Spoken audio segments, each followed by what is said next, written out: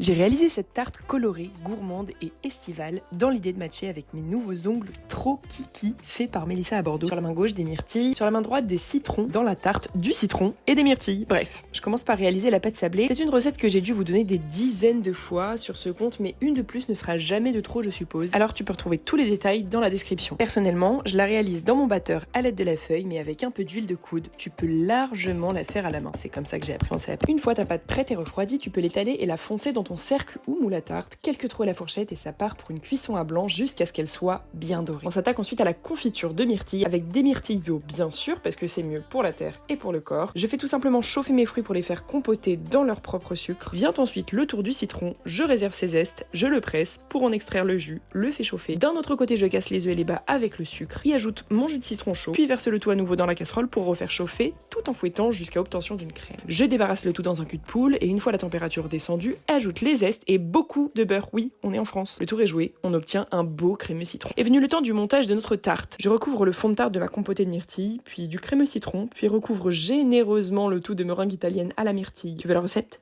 Fais-le moi savoir. Ça, c'est pour le vélo que je vais faire après. Là, c'est très bon. Juste, il n'y a pas assez de crème au citron. Mais ça, je le savais.